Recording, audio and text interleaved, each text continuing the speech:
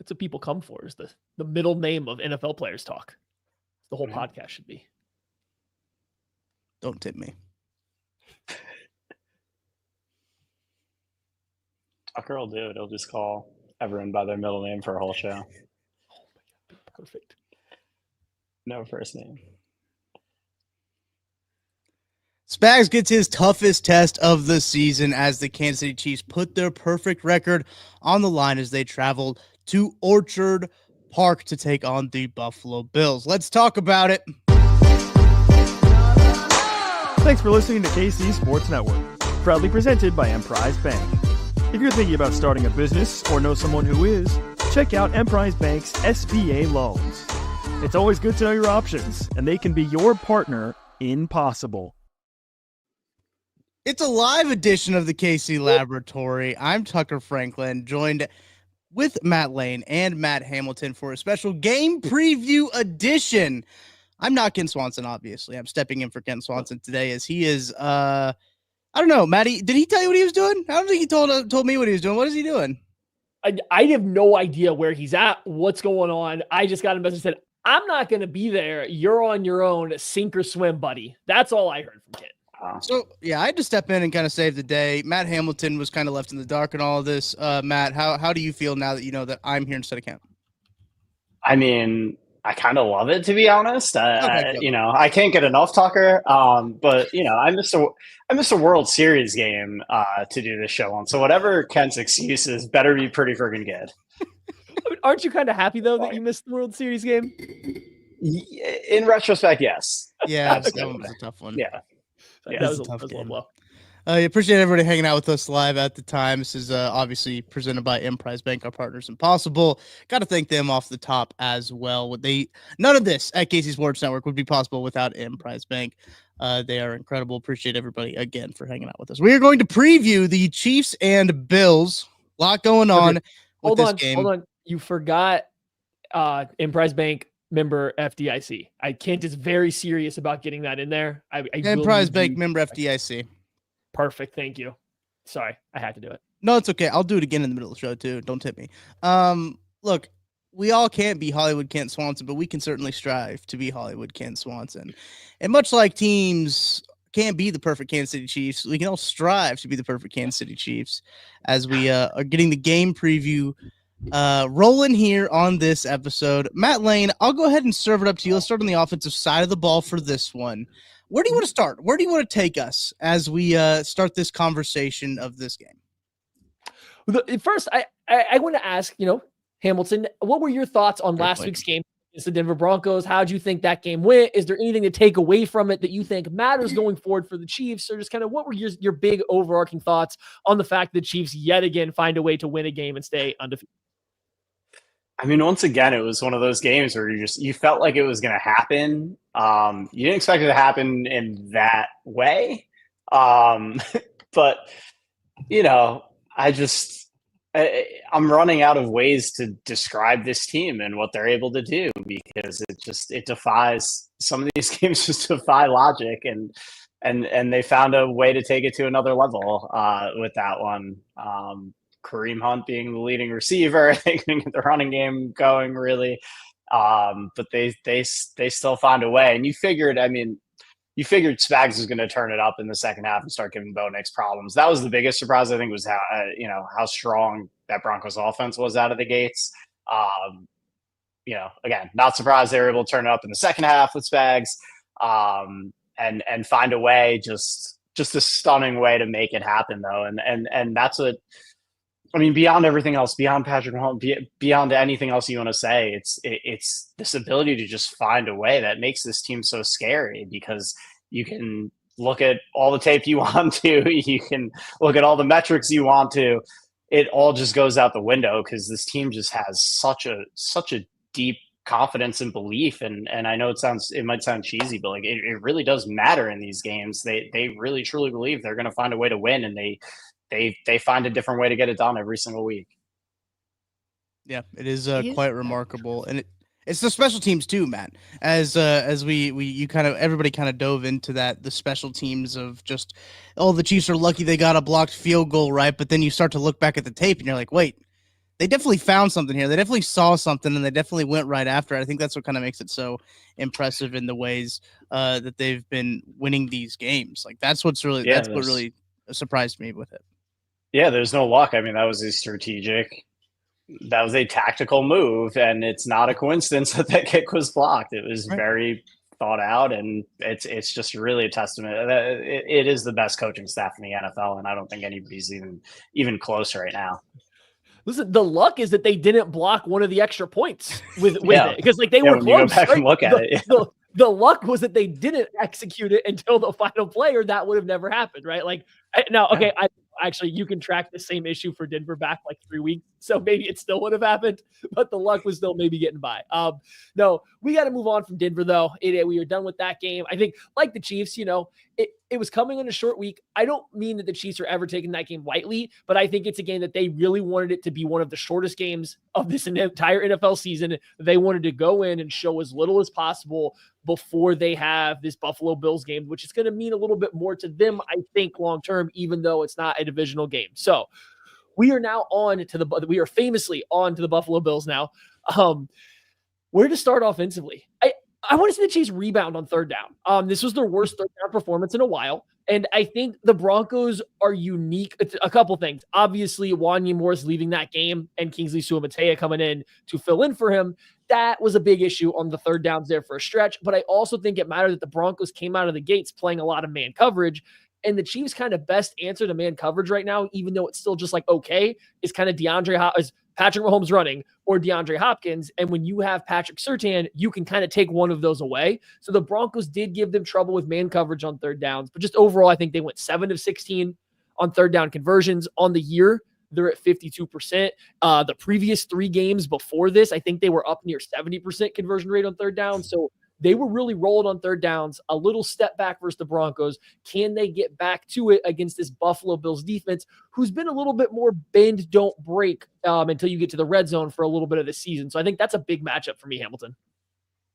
Yeah, absolutely. And a big part of that too is getting in more manageable third down situations when you can't run the ball efficiently, like they weren't able to do against Denver. That was an issue there. And you kind of hit on it. This Bills defense isn't quite the same as or quite as dominant as ones that we've seen in the past. It is more bend don't break. You can move the ball on them. They're actually third worst as far as yards per carry allowed this year. So you got to hope from the Chiefs side you can get that run game going a little bit again. I know it was just announced that Pacheco, even though his practice window is open, he is not expected to play in this game or won't play in this game. Right. So it's going to be a heavy, heavy dose of Kareem Hunt once again. But I think that the Chiefs are going to have opportunities to move the football on the ground in this game. That's going to be a big thing, I think, for this game is staying ahead of the sticks. And you look at this Buffalo Bills team, they're a team that has gotten after the quarterback the last few weeks.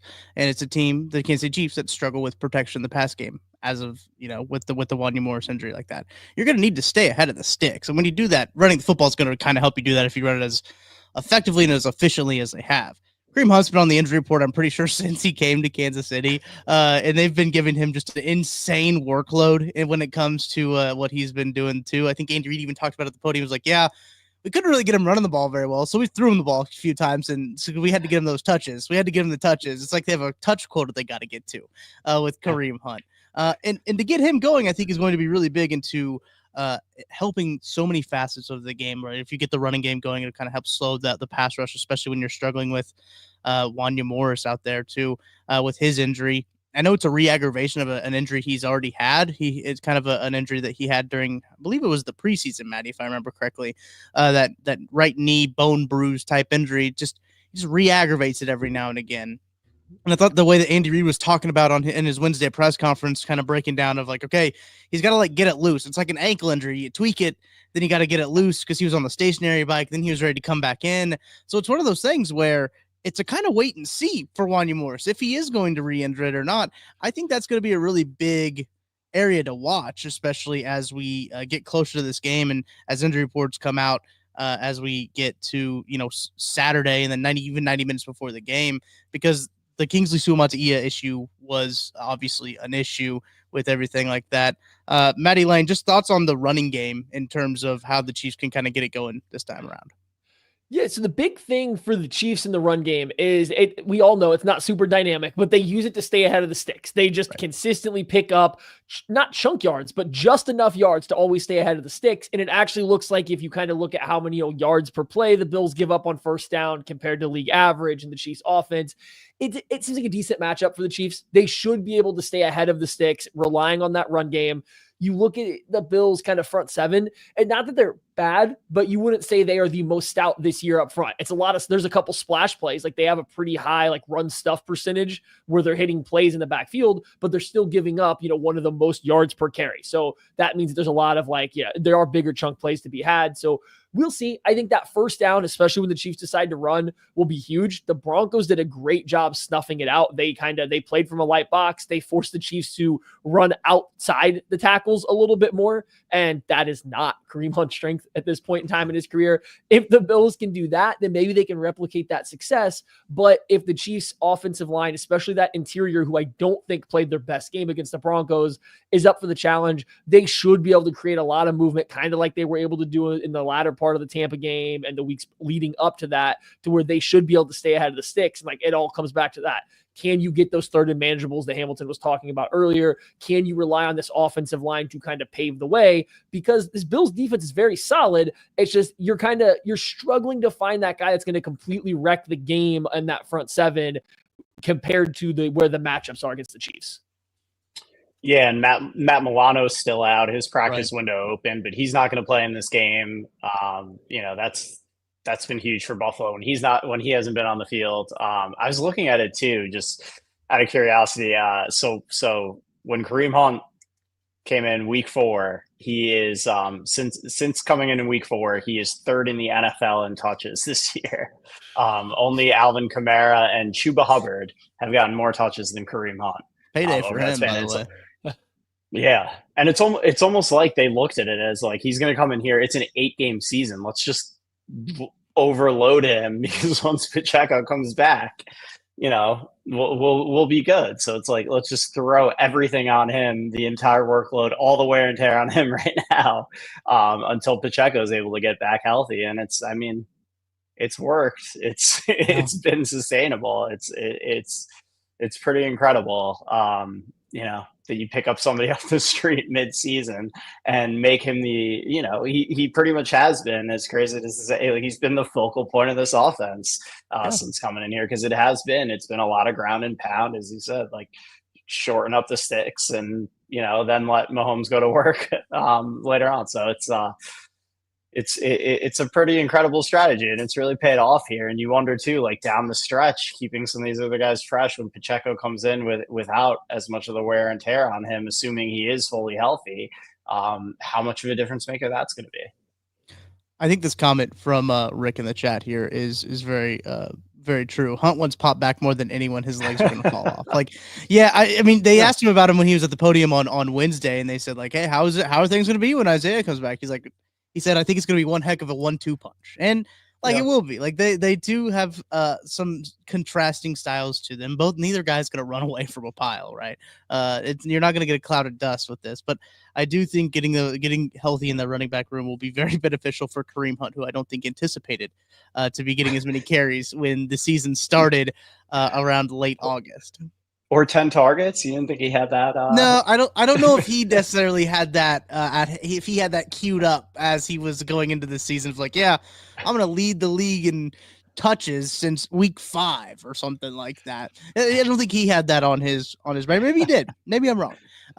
So go ahead. I was gonna say what's so funny, and I was gonna say what's funny is every time I watch him, each game starts and I'm like, man, this is the game where it just finally the wheels come off. This is the game where there's no juice left because he is getting beat to hell. He's slow off the ground after the first tackle. Every game I say that.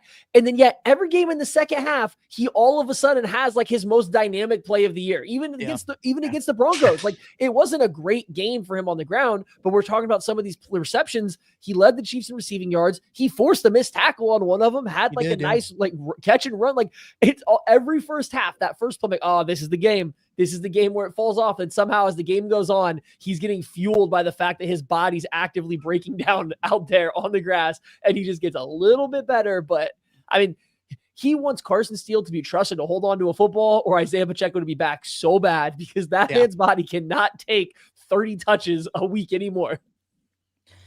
It is certainly one of those things where we'll have to see, and I'm excited for Isaiah Pacheco to get back too. But you guys talked about the age of just Kareem Hunt as well. He kind of shook off the notion that he's just a little bit older and that's why he's feeling this way.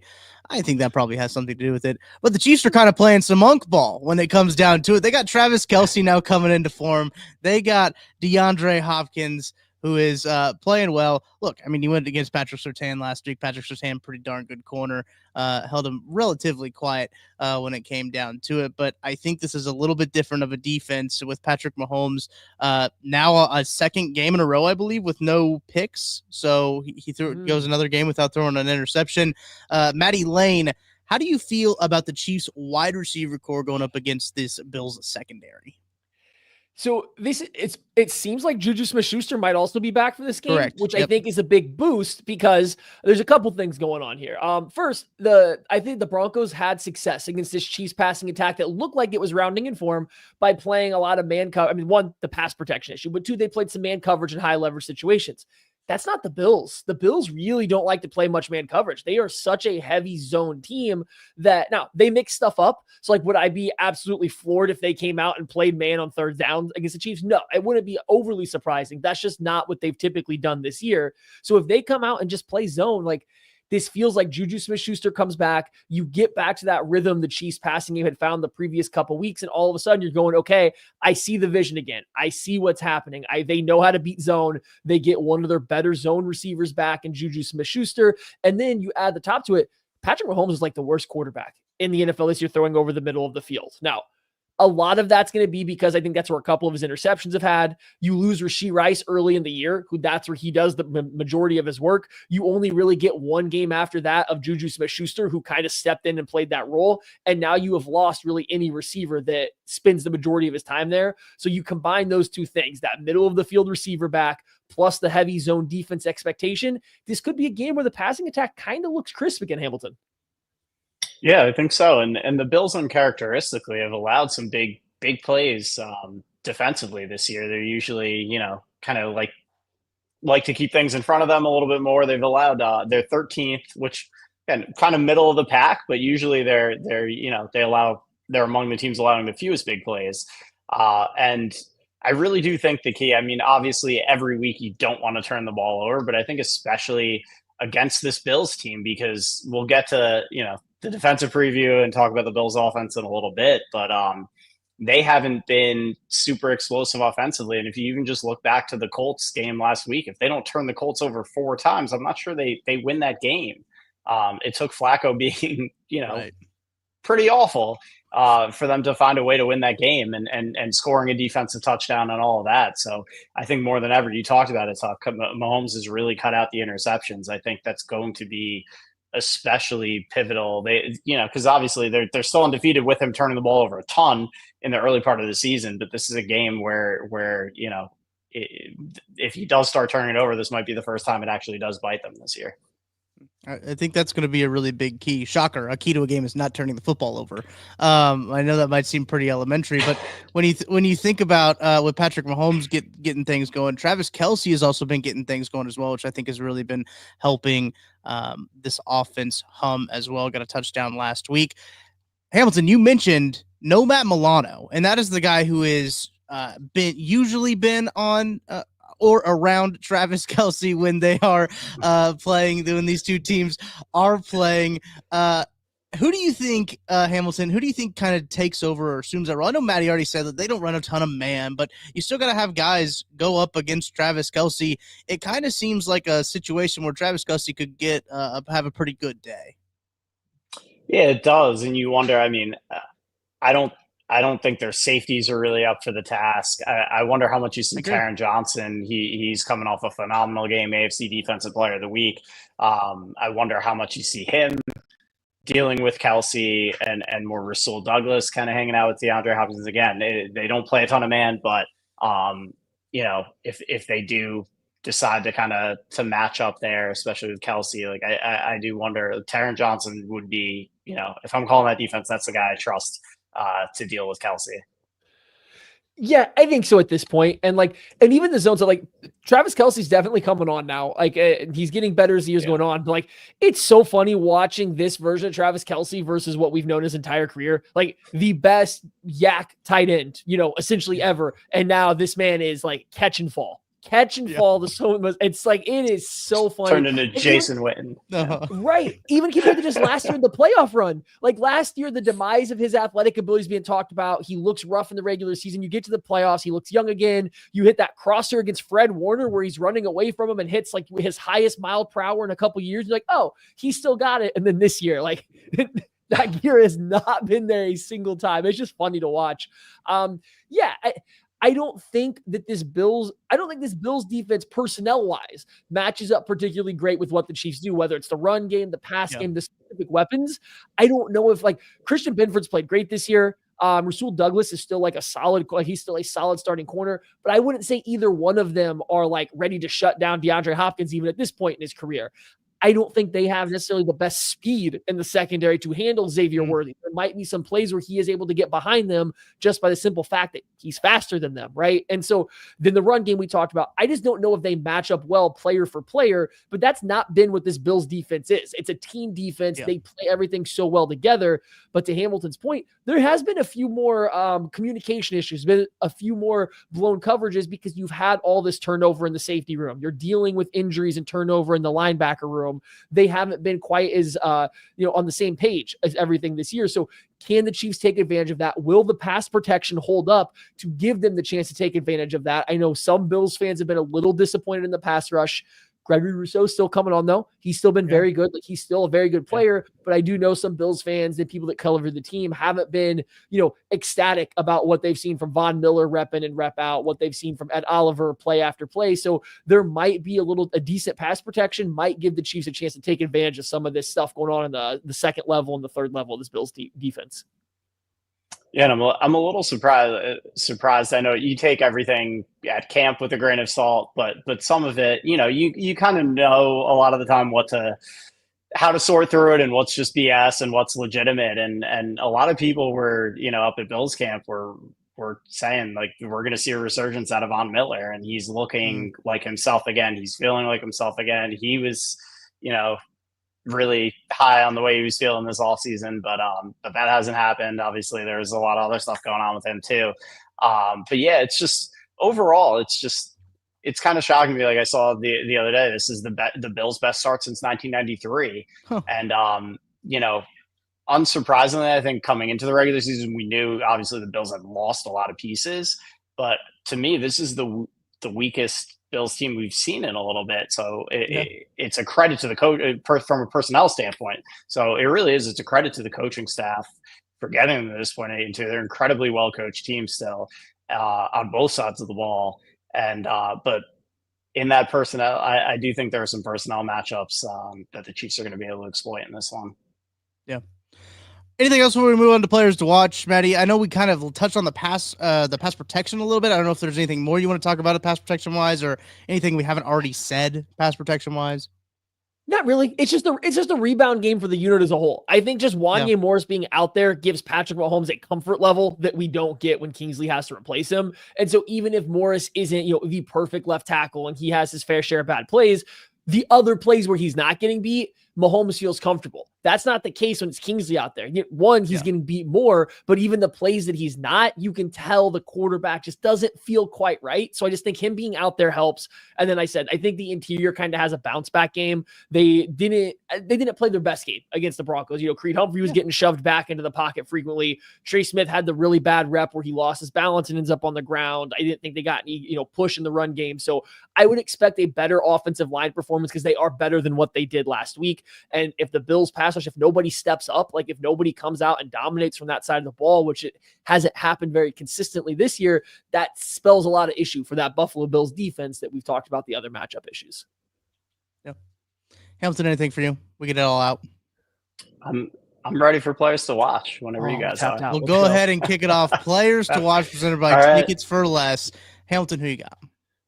All right, we kind of talked around it, hinted at it. I'm going with Xavier Worthy in this game because, as you said, there have been some breakdowns in that Bills secondary. They've been susceptible to some big plays this year. I think this is a game we see him get behind those safeties, and Mahomes is going to have 2 or 3 shots to hit him downfield for some huge plays, and I don't think he's going to miss. So I'll say it right now, I think we see a big game from Xavier Worthy, and the Chiefs connect on a couple of those vertical shots. I like that. Maddie? Good one. Okay, yeah, I was ready because, I mean, of course, I would know I'm next. Yeah. There's a lot of different guys that I would consider going with here. I don't want to go with anyone super obvious, and we spent some time talking about this guy, but I think it's a big unit. Mr. Kareem Hunt in this game, I think will play a pivotal role, like we just keeping the Chiefs ahead of the sticks. I do think the Bills, that when they play the Chiefs, they typically play a lighter box. They play a lot of nickel. They kind of want the Chiefs to run the football, and in years past, sometimes the Chiefs fell into the trap and would run it and wouldn't be overly efficient. That's not really been the case this year. Like, they've been pretty efficient when the run game's there. So we need Kareem Hunt to turn 3-yard plays blocked for 3 yards have to go for 5 yards, not just 3. Yeah. Plays blocked for 5 yards need to go for 7, 8 yards, not just 5. And I think if that can happen, which, that hasn't necessarily been his strongest suit this year, but if you can pull that off in this game, I think that's going to go a long way in keeping the Buffalo Bills defense on their heels and taking some pressure off Mahomes in that pass protection unit. Maddie, that was actually one that I had written down, but I wrote down 2 because I knew that because I am pulling a Kent. Right. True Kent for him. Well, look, I knew that I was playing the role of Kent, so I knew that I had to do that. I'm going to go low-hanging through here, and it's going to be Wanya Morris. He's on the injury report. He's a full participant on Friday, but Wednesday. Full participant on Wednesday for that knee injury. You talked about it a little bit earlier. It's going to be big for him. The pass protection unit as a whole is going to be really big to get some confidence back in Patrick Mahomes. I think it's a fairly self-explanatory player to watch. That left side, that whole left tackle, I don't know how to describe situation, maybe the nice way to put it, has not been a very fun recently. It's 2 young guys out there, but no one's kind of stepping up and making it a clear decision for the left tackle. But Patrick Mahomes clearly feels more comfortable with Wanya Morris out there. Want to see him step up, take some strides in that department. All right. We're going to take a break. Later on in the show, we're going to draw tickets for when the show's over. We're going to end it like a regular podcast. But then if you're listening to this podcast, hop on over to the YouTube side of things. You can see who wins the tickets for the Texans game. We all get to experience that live I've got the spinner ready to go. Fellas. Let's go. We are going to live react to who wins these tickets. But first, we're going to take a break. When we get back on the other side, defensive preview time next. Shop Chiefs tickets and more with no fees. Plus, save big with code KCSN at ticketsforless.com, the official ticket provider of KC Sports Network. Thank you for Tickets for Less, as always, for sponsoring this here program as well. Get you the best Chiefs tickets you can. The best price on Chiefs tickets by using that code KCSN. You can get it. I know we're not doing a whole show. I know I was supposed to be Kent. We're not doing a whole offensive show. I'm still me, so I still want to talk about the defensive side of the ball. Let's start off on this defensive side of the ball, Maddie Lane, which I think we got to answer. We got to pay off the title here, right? Steve Spagnuolo's biggest challenge against the Buffalo Bills, it's obviously Josh Allen. He's playing at an MVP level. Has thrown an interception in I think 3 straight games now. He's the new Mahomes. Sounds like it, but he's been playing at a very incredibly high level this year. And I think as the Kent Swanson of this here podcast now, does that mean my favorite quarterback has to be Josh Allen? Oh, yeah. How are you handling this right now? Like, that's interesting. You got your favorite team playing your favorite quarterback. And, I just don't know what you do here. It's going to be a tough one. Okay, so yeah, Spags versus Josh Allen's always a fun matchup. I mean, it's not quite the Spags versus Lamar, like in terms of dominance, because Josh Allen has definitely gotten Steve Spagnuolo before, but it's still the same level of mental stuff. You see the battle back and forth just like you see in that. This is one of those matchups that Spags does get kind of amped up for. The way the Bills have been playing the last year and this year, trying to run the ball more, they've been going like more hunting personnel matchups, like getting defenses stuck in different personnel, going more condensed with their formations. They're doing some more stuff that kind of plays into what Steve Spagnuolo likes. Like they're given good formation looks that Steve Spagnuolo likes to bring pressure from. He can disguise a lot of his coverages from. He gets to utilize his fun personnel packages that have 8 safeties out there and Leo Chenal playing nose tackle and whatever else. Like they're going to give him the opportunity to do that kind of stuff. But at the end of the day, it doesn't matter if you beat Josh Allen on a play. If you get a free rusher, we have seen it as Chiefs fans numerous times. That don't mean you win the play. You might have won pre-snap. That doesn't mean you win the play. And everybody has seen Josh Allen punish teams for that. So even when they do win the play, can they get Josh Allen down? How is it going to work? He's obviously gotten better handling the blitz over his career and better at handling Steve Spagnuolo. Although, like, you can look back at their past couple matchups, Spags has kind of gotten like the upper hand. He's made it very difficult on the Bills, but it's still just, it's never going to be easy against Josh Allen. So I'm intrigued to see how both these teams kind of push and pull this matchup and see what they really want to do once it gets going. Yeah, and I'm interested to see the Bills, for the most part, have kind of, between Josh's own decision making and Joe Brady's, they've scaled back using his legs a little bit this year. We did see him do a little bit more in that Colts game when he kind of needed to down the stretch as they were shorthanded with no Keon Coleman, who still hasn't practiced this week, by the way. No Dalton Kincaid, who hasn't practiced this week, and no Amari Cooper, who is back at practice with that wrist. But they kind of leaned on it down the stretch when they need to. But for the most part this year, they've scaled back a little bit.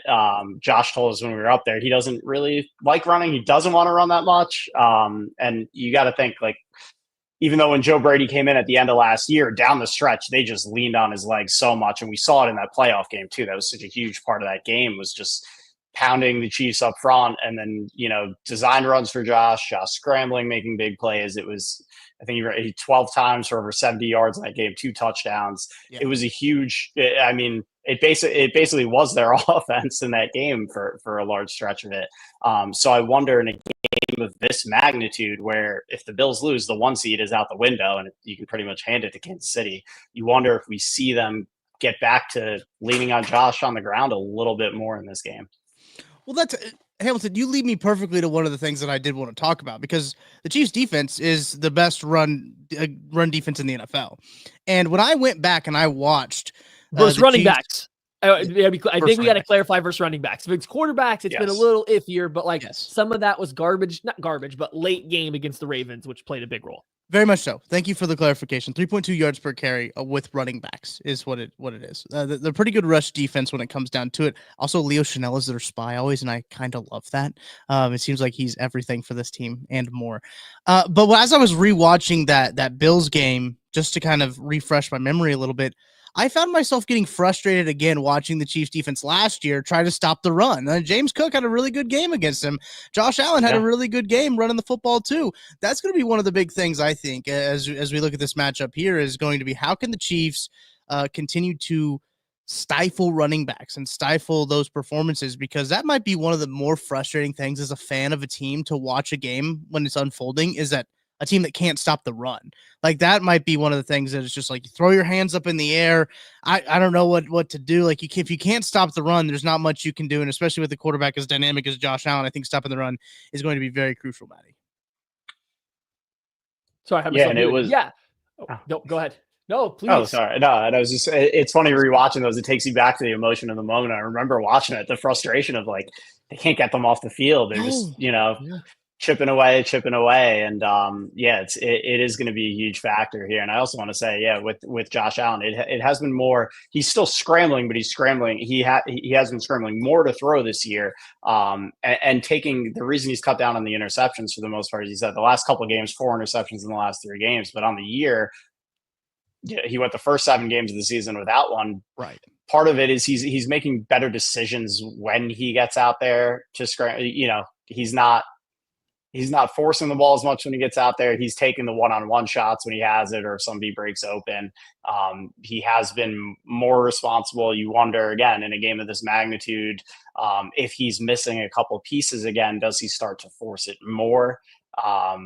That's what I'm going to be watching from that standpoint too. Yeah, and like looking through, I'm just kind of digging through some of the numbers. Like we were talking about like getting pressure on Josh Allen, finishing off the play and how he's handling it. Josh Allen, his actually yards per attempt are kind of middle of the pack in the NFL. His completion percentage is actually pretty poor, but it looks like just looking through the stats and going off of the games that I went through, he's looking for big plays when he gets blitz. He's trying to break, if it's a free run or under pressure, he's trying to break the contain of the pressure. Then he's looking for big plays downfield, or he is scrambling. Now he's trying to dial back on the scrambling a little bit, but he's still doing it. And so he hasn't been as good throwing the ball under pressure this year as he was last year, where he was absolutely outstanding. This year, it's been a little bit more big play hunting and then resulting, working down to the quarterback run. So it'll just be intriguing to see how the Chiefs handle it. I do think they're having to fix or change some of their coverage stuff without Jalen Watson now. I think we've seen some pretty clear instances that Najee Johnson or Joshua Williams or whoever don't quite have the same trust because they haven't played at the same level as Watson has. So now all of a sudden you're getting plays where safeties are getting pulled out of their position to go cover up and help Najee Johnson more frequently. That's really scary against Josh Allen, who will throw the ball anywhere on the field, no matter where he is on the field, right? Like that's a scary proposition to defend. So you really do need to try to contain him to the pocket, but then you also have to make sure you're playing tight coverage behind it. Like it's a difficult defense to stop. I just kind of looking through it. I think Spags is up for the challenge because he has been essentially since that playoff game where Mike Hughes got absolutely lit up. The Chiefs have done pretty well defensively against the Buffalo Bills. Like they've done a pretty good job against them, making them work for it, take these long drives. I assume that'll be the game plan here again. You just got to make sure you finish off some of these plays on these passing downs where you get pressure on him and you get hands on Josh Allen. You cannot let him escape or make a big play after that. Well said, Matty. It's very well said. Okay. You nailed it. I do think that it's going to be what you said, Mike Hughes, and that threw me off. Actually, sorry, like it derailed my train of thought as I was thinking about Mike Hughes and that playoff game. That was awful. That's really what did it for me. I do think when it comes to the secondary, you bring it up. This is a wide receiver core that probably is not going to be the best wide receiver core the Chiefs face all year in terms of their secondary. How would you guys handle this? If so, put yourself in the Steve Spagnuolo role, the Steve Spagnuolo shoes. How do you handle it with a guy that's not necessarily a clear number one? Amari Cooper, as the time of recording this podcast, we don't really know if he's going to play or not. How would you handle this if you're Steve Spagnuolo? Hamilton, I'll start with you. Yeah, and even if he does play, we haven't seen him out there with a full grasp of the offense yet, so we don't even know quite how they'll utilize him, what it'll look like. I still think if he is, you have to make him the clear priority here, because Keon Coleman will make some big plays. I'm not living in fear of him. Same with Kincaid if he's out there.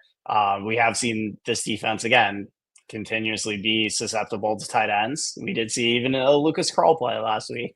Shout out Lucas Krull. There you go. But yeah. So yeah, if Kincaid is out there, I think he's somebody you absolutely have to watch for, even though he hasn't had a season. He hasn't made the jump this year quite like I expected, especially given the other issues in their receiving core. But I would expect McDuffie to be with Amari Cooper more often than not if he's out on that field. So it's a weird spot to be in. So because we don't know the status of Amari Cooper, right? If he plays and he's still getting in the play, like he hasn't had a ton of experience playing with this team. He hasn't really had like a big game or anything yet with them. But like, yeah, he might play, and if he plays, he's one of their outside wide receivers. But like I was looking through it, Keon Coleman's already officially listed as out. It looks like so Keon Coleman's not playing in this game. Yeah. So. And I'm looking now. He leads the Buffalo Bills in reps taken as a boundary wide receiver. Mac Hollins is second in the 173 snaps as an out wide receiver, a boundary wide receiver. Who do you guys think is third? Any guesses for who is third on this team? Boundary. It's not Shakir, because I think if it's Shakir, he is like all slot. I was gonna say, I know, but I'm trying to think who else has even been out. Is it Valdez Scantling? Is this a trick question? He's fourth by one play. Now he's fourth by one play. I feel like it's a trick question. One of the receivers even on the depth chart right now. It's Curtis Samuel. Okay. The trick was just getting to MVS. The trick was getting to MVS being their fourth highest out boundary snap wide receiver. But Curtis Samuel playing on the boundary. That's funny. God. So I don't know. I would have thought Shakir, at least given that he's on the field all the time, would have gotten more than Curtis. That's Up here and unbelievable. there, yeah. Yeah. So, okay. In my perfect world, the Chiefs have Jalen Watson. They can get by with him and Najee Johnson on the outside, and Trent McDuffie can go follow Shakir in the slot because that's the matchup I really, really want.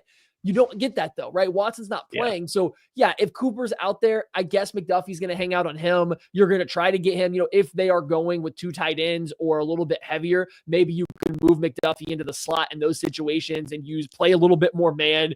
Shamari Connor can take a tight end because you don't want him matched up with Shakir very often. Like maybe you play around with the matchups to get as much McDuffie on Shakir as you can. But if not, the big matchup is going to be how do you handle that slot wide receiver? It's been a while since the Chiefs have gone up against like a really good slot wide receiver like this. And I think the last time they did, they might have had the flexibility to kick McDuffie inside. They haven't had one of these past few weeks.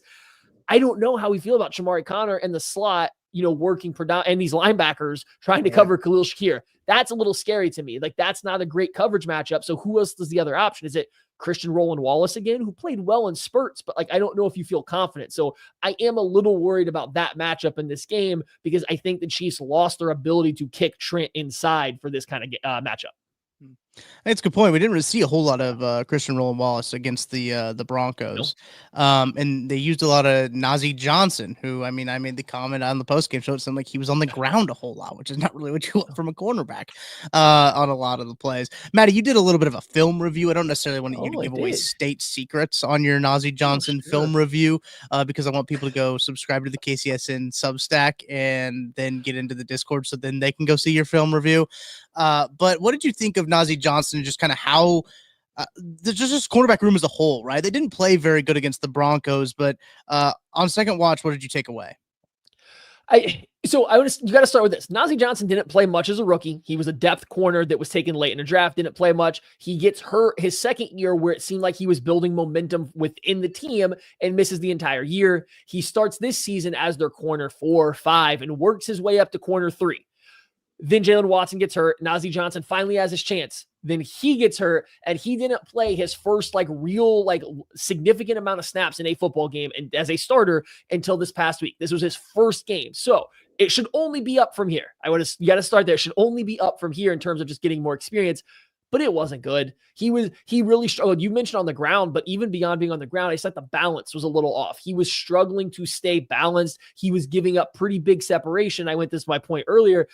Brian Cook, Justin Reed were having to kind of get out of position to cover for guys that were getting wide open on him.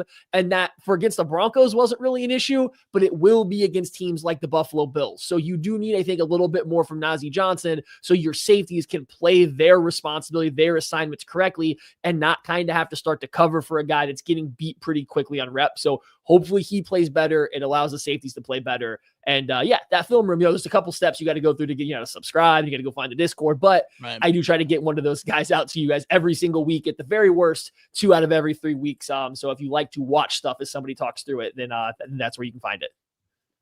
Bada bing, bada bing.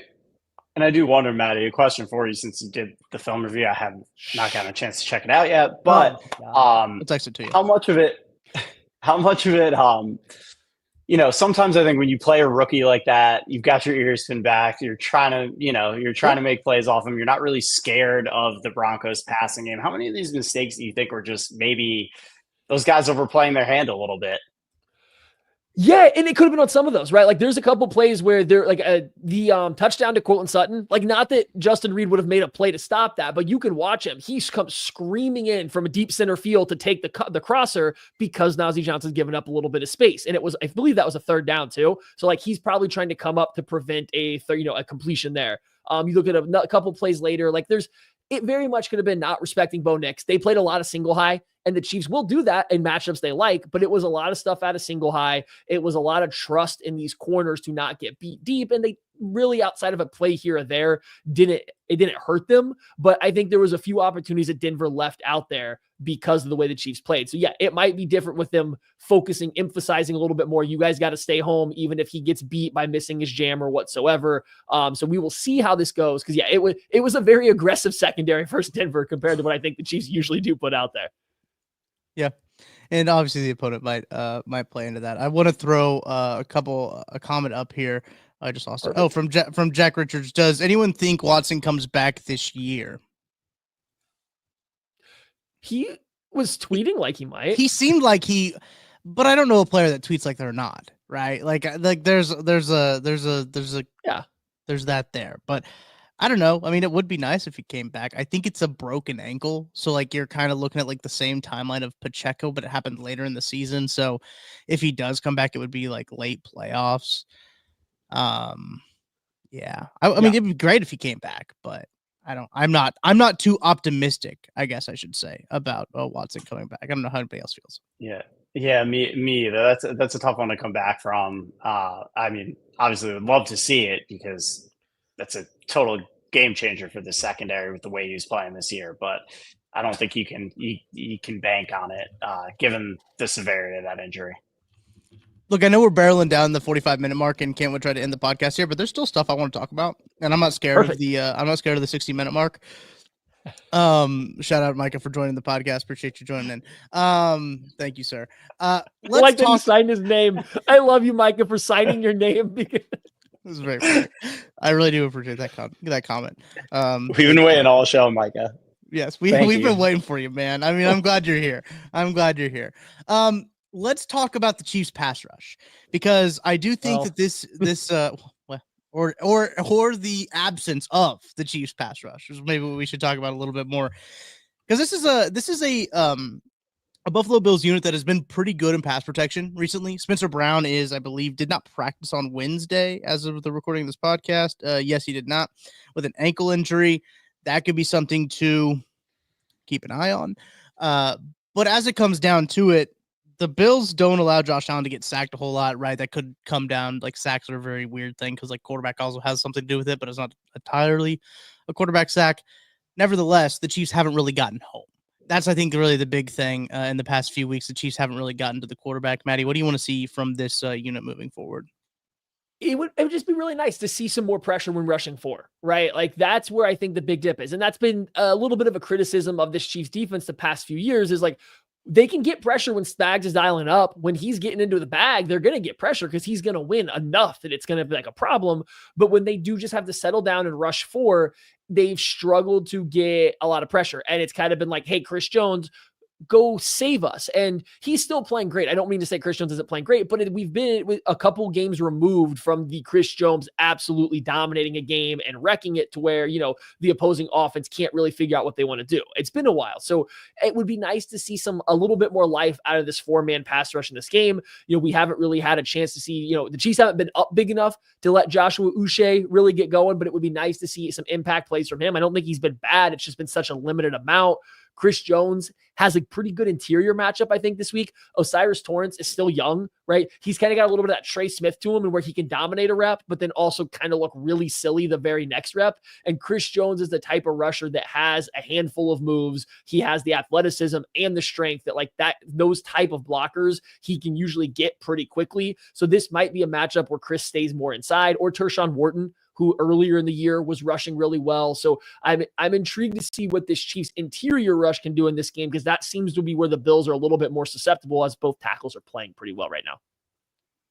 Yeah, absolutely. And I'm glad you brought up Uche, because I was wondering if this is a game where we're going to see him utilized a little bit more, because they got to try to do something to jumpstart this thing. They have done really well when they blitz this year. That trend has kind of continued, but you do want to have that ability to get home with 4, and it just hasn't been consistent enough. So you wonder if they mix them in a little bit more to try to spark things.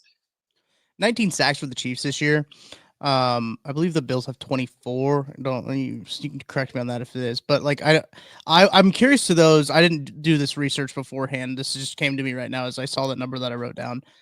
How many of those like sacks came off of like Spags generated sacks, right? Like, for lack of a better term, for sending more guys than they got, right? So like, I wonder if it has to be the majority of them, because it is one of those situations, man, as you mentioned, a lot of them too. Like, if they did send forward to their coverage sacks, like a lot of the times too, is like you're getting there 3-4 seconds.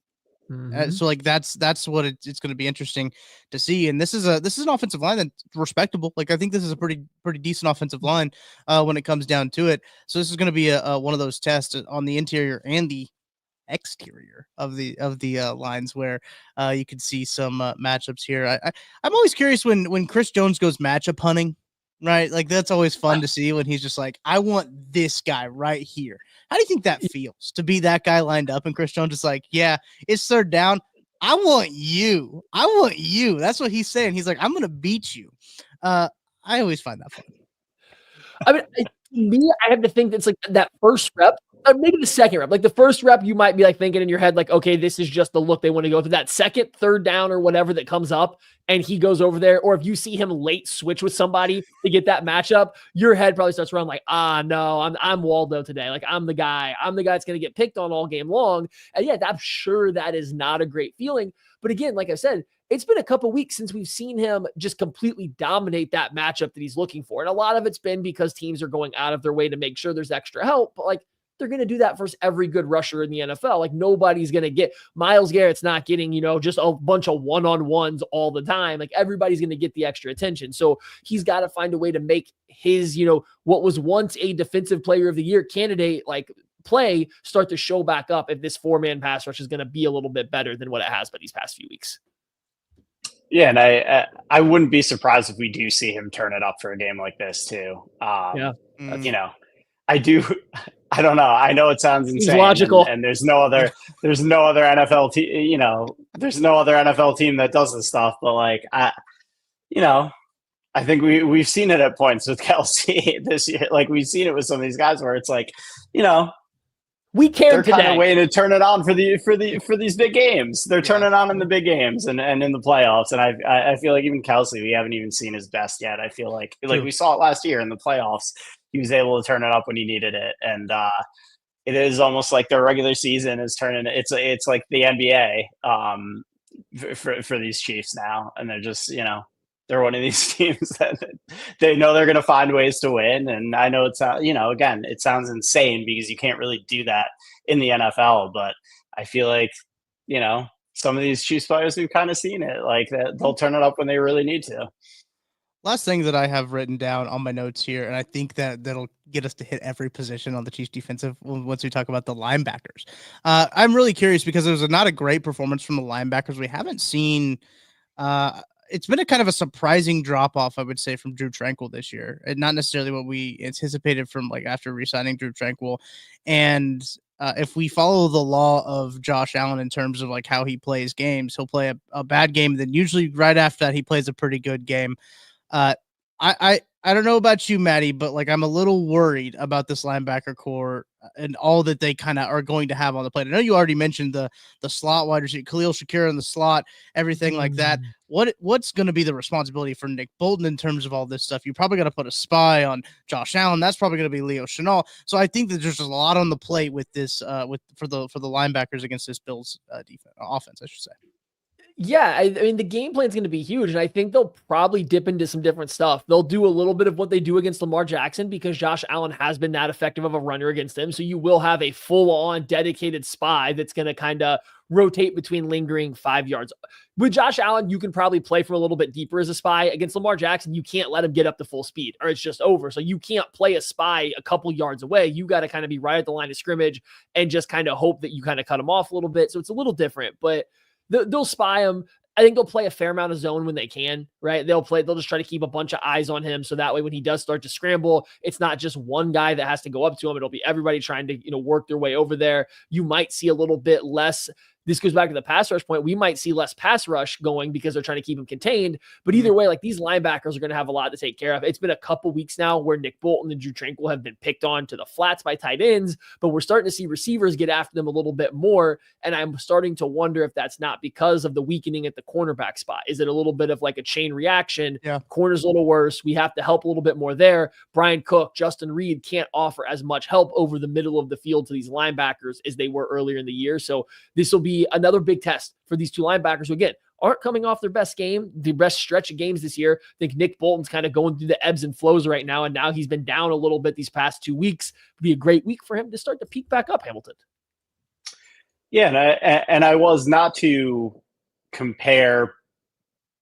mention these two names in the same sentence, but the Chiefs did a really good job containing Bo Nix's legs, and not to say that he's Josh Allen, but he has killed teams with his legs this year. That's true. And that's been a big part of the Broncos offense, and they were able to completely eliminate it. Again, it's another thing to do that to Josh Allen, but they were the only team that had been able to completely eliminate Bo Nix's legs from the equation this entire season so far. So, it was like a little appetizer, I feel like, into going into Josh Allen.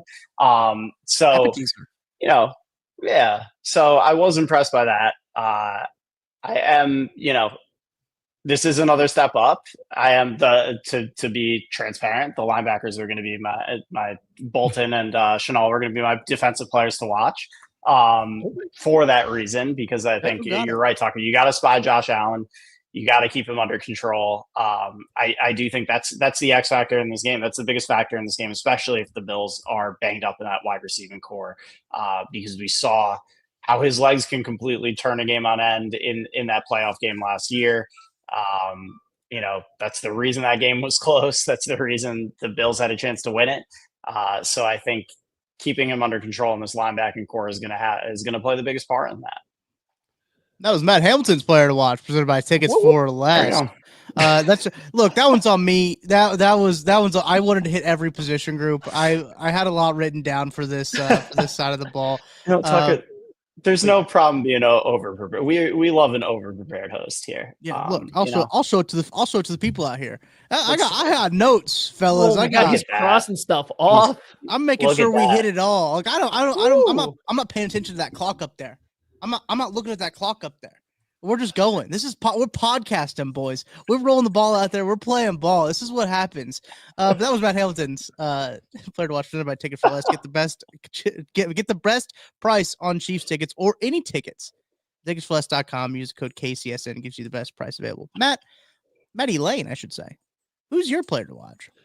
Oh, thank you for passing me the rock. I was ready for it. I'm spotting up. We mentioned him a little bit earlier. I'm going with Joshua Uche. We haven't seen a ton of use from him, but I think in the back of my mind, when the Chiefs made this move, one of my things, obviously the pass rush stuff is there, but very specifically the type of player that he is, the Chiefs don't have. And I mean, the speed rushing, really athletic edge rusher, they can get to the quarterback quickly. Josh Allen this year has gotten the ball out pretty fast. They got a pretty low time to throw, but he also at times will hold it. He will give some pass rushers a chance to get home. Having that speed rusher can kind of impact that a little bit more, give him a little bit of time to get. So I'm excited to see when you finally get a chance to really rush the passer, what Uche has.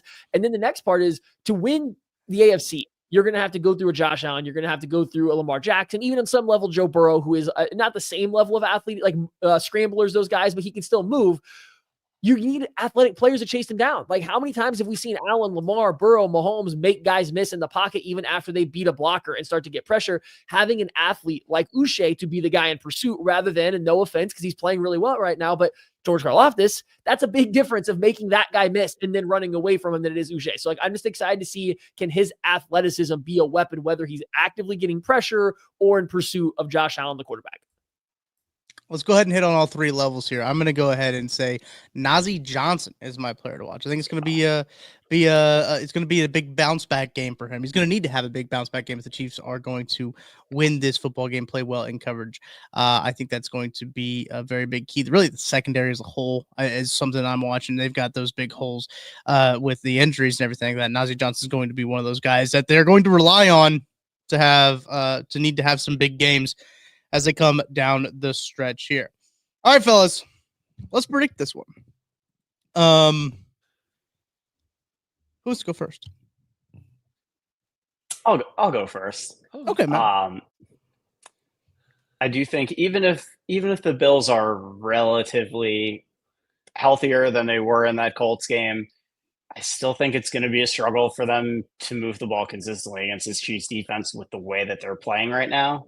We'll see Josh Allen make a couple big plays. He's too talented not to, but the sustained offense is going to be tough for them. So I do think, I think the Chiefs have success on that side of the ball. This Bills defense isn't quite what it's been in years past, so I think the Chiefs are able to move it.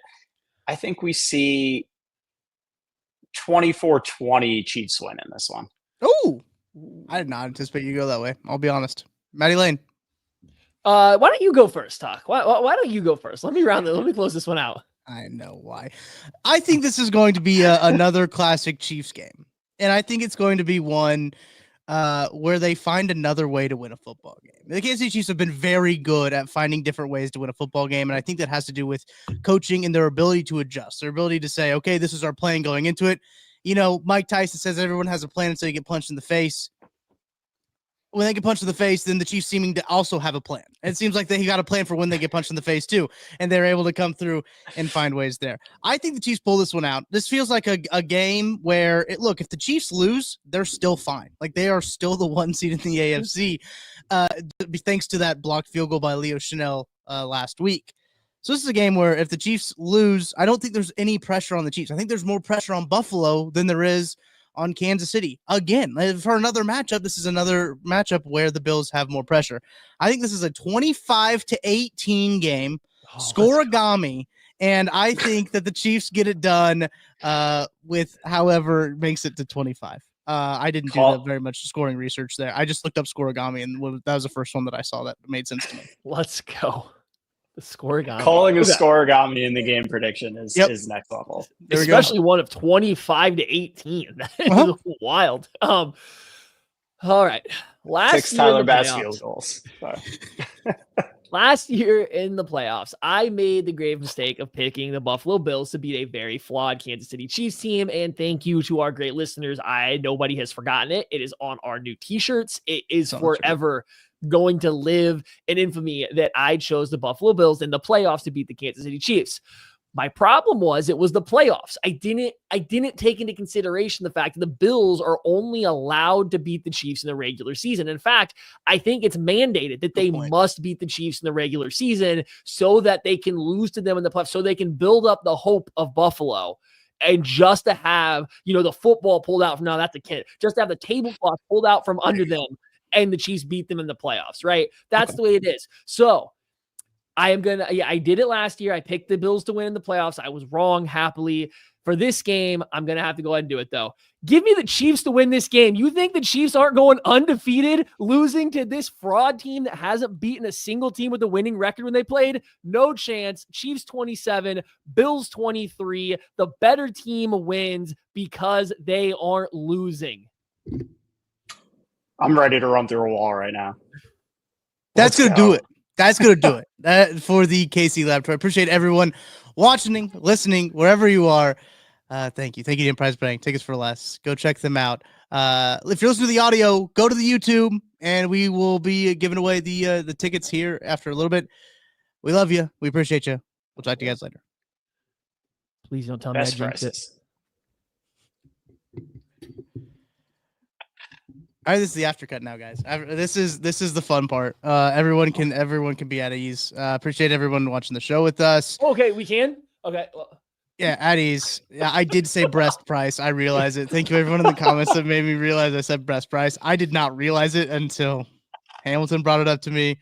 Maddie can look 6'2" now. We're all good. Oh, all right, we are going to draw the names for the tickets for the Chiefs Texans game. Look, this game might be the last game the starters play, possibly, potentially.